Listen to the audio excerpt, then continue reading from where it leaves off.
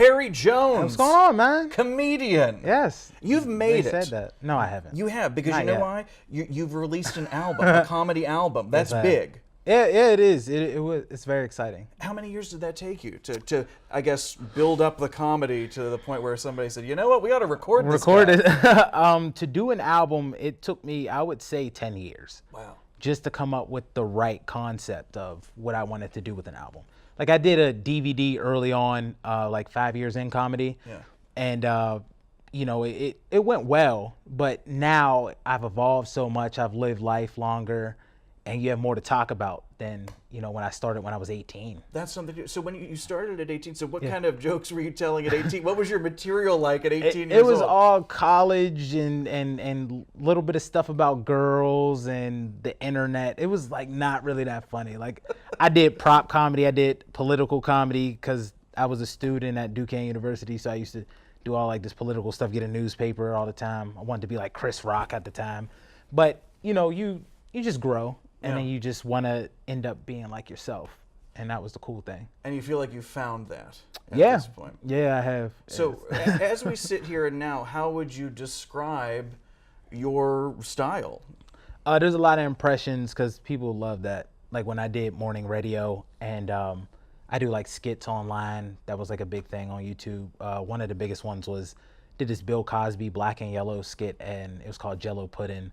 And because the impression was like so flawless, everybody was like, "Oh." We can't really laugh about him the same way. Not we no used more, to, especially you know but with the a little bit of nostalgia there. Yeah. I appreciate Eddie that. Murphy, I do Eddie Murphy, so that makes people happy. Oh, good. You know, so. Yeah. Now I'm not going to ask you to do it. I'll do it. Well, I I'll always do it. feel like We're right here, right now. that was good. No, that's great. Yes, but no, what I was going to say is I always feel like, you know, people find out you're a comedian, they're like, oh, tell me a joke. Tell me a joke or all do the an time. impression. Oh yeah, the impressions I don't mind too much because that's like it could be quick, but the tell me a joke thing, that's the part where I'm just like. And then if you bomb, you know, it's like you only Everybody's got one like, shot. you're But horrible. if you're doing a set, you got some time to recover. So, but yeah, I was being very, you know, good mannered and not going to. But thank you for the Eddie Murphy. I really that warmed my soul. You know what? For a moment.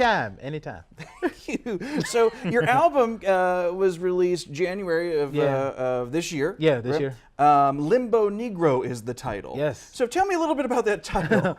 The album opens up with me explaining what a limbo Negro is, and it talks about my life living in being in between worlds. So one of the things growing up was that I lived in the suburbs, but because my parents worked, I always had to be over my grandma's in the hood. So you would get these people who didn't like me on either side, you know, like the hood people would be like, oh, you know, you're acting white. And then I would go into the suburbs and they're like, oh, look at this black, you know, bastard. So it's like I had to deal with this growing up where it was just like I couldn't just be myself. And then I had to eventually find that place. So Limbo Negro was for all the people who feel like they're forced to be a specific black.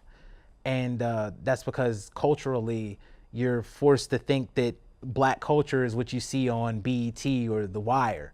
So I wanted to change that and explain like there is no right or wrong way to be black. At the end of the day, you are who you are, and you can be that.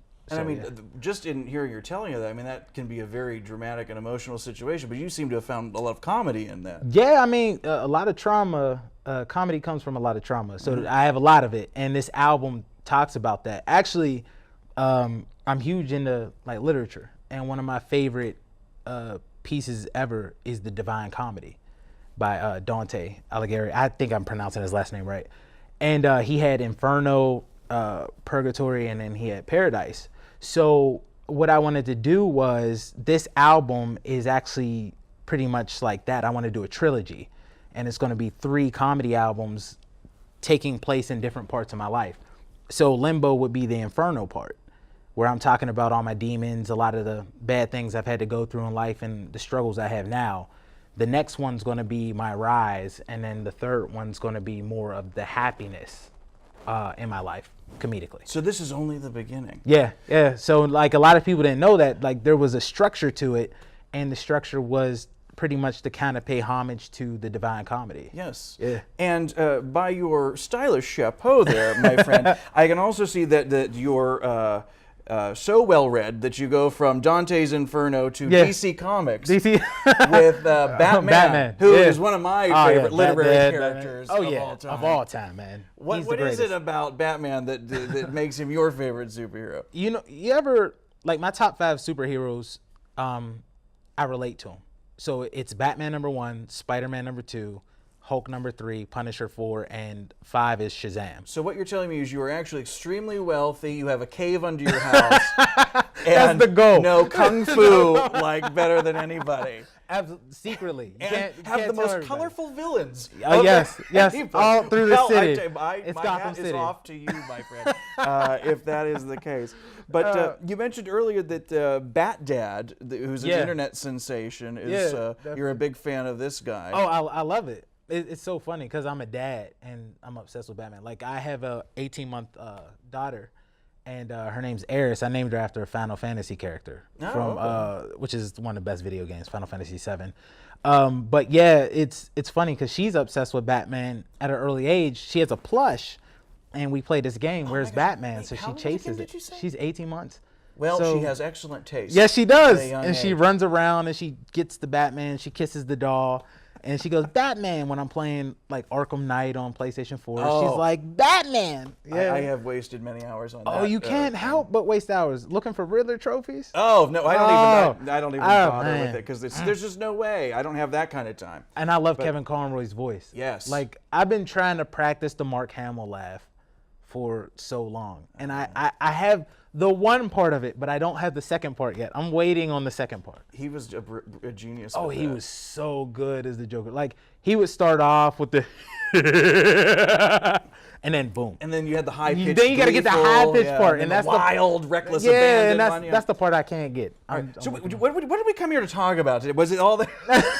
It's about Batman. I hope they're going to give us, some like royalties or something for like doing all this free advertising with them. But back to you. We've kind of come full circle. Where you take your inspiration from and balancing your act of comedian and father. Yeah. And this has culminated into your album again that was released just this year and available iTunes, Pandora, Spotify, Tidal, Google Play, Amazon. You can actually order physical Amazon copies through a distribution. Okay, well that's so what I was waiting for. Because I'm like, can I hold it? Can you hold it? I mean, did they still do that anymore? That I can buy a physical CD with your face on it? Yeah, and the hard part about that is you do better selling those after shows rather than like actually putting them somewhere. So that's why I wanted to go ahead and do a digital release, because this is a digital age. Yeah. And everyone likes to stream. So I have more people streaming than even downloading the album, which is kind of tough because you only get paid so much through streaming. Yeah. So that's why you hear about like these different artists getting bigger deals, like Drake or Taylor Swift, where they're getting like $20 million from Apple Music, because when you have to sell it directly, you're only making like 22 cents per stream. So you have to make sure you market the mess out of it. And I did it independently. Yeah. So, a lot of it, there's been some good Google Play sales, some good iTunes sales. It came in on the top 100 comedy charts for iTunes the first week it was released. So I was very happy with that, especially seeing myself with like all the people I grew up listening to. That is pretty good. So, and this is an education for me because I still like listen to my scratched old like Eagles Greatest Hits CD disc, Yeah. So if I wanted to like support you, what would be the best way to like purchase this? Digitally or like get the physical copy? Digitally. You could get it on iTunes.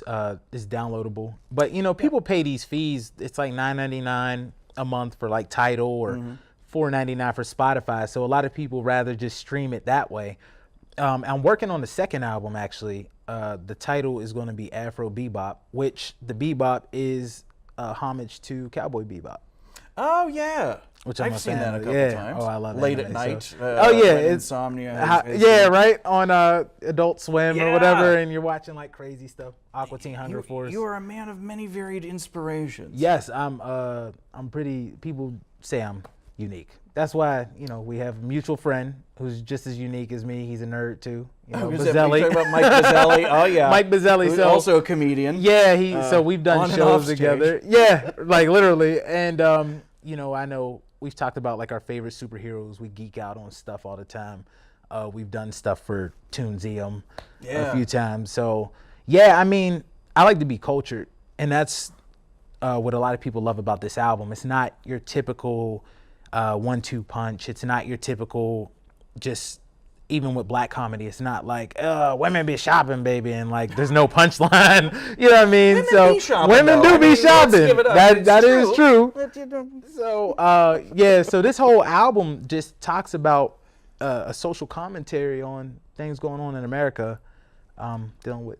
I will look forward to listening. I hope you do. But I'm gonna get the actual physical version so you can sign it. Okay. Would you do that? I will do that. If you do that, take a picture of it and show it to me, because it's like through Amazon. Because you've never seen one, because it's like an No, antique. I haven't seen it yet. Like it's available, and they're like, So you but don't no have- one's buying a physical copy. You don't have a physical copy of your own album. Is this what you're telling me? I That have- is insane. I have folders, digital media. No. This is the curse of the era that we're living in. That the artist doesn't even have a physical copy of it. The artwork is pretty awesome, though. Yeah, I did see it. I did see it. Picture of me as a we'll kid. put up a picture, on the interview here. But again, the album is Limbo Negro, Terry Jones, on iTunes or wherever you get digital anything, you can find him. Or if you and your grandma and me want to go buy it on Amazon, we can do that too. Awesome, Terry. Well, thank you for chatting with us thanks for today. having me, man. I appreciate it. Anytime. That's a nice ring, man. Thank What you. is that? Well, it's a little reminder if I ever got to do damage, somebody knows where it came from. Okay, gotcha. I think it can open beer bottles too. Yeah. You never know when you're gonna do that. Never know. This is a great show, man. Yeah, we'll have to have you on when you do you release your next Second album. Yeah, I'll be honored to be on here. Also, Bigfoot the Movie, if you guys get a chance, it's now available on Target's website, Walmart.com, and it's a new distribution. I'm in that movie as well with Kurt Wooten. We had absolutely no segue for that. No, It we was like didn't. out of But nowhere, I just out of Bigfoot. nowhere because I'm like that. Yeah. Like, I forgot to mention this movie also. Yeah. Which is I assume is about Bigfoot. we will check that out as well. Terry, thank you very much. Thank you for having me. Good to see you.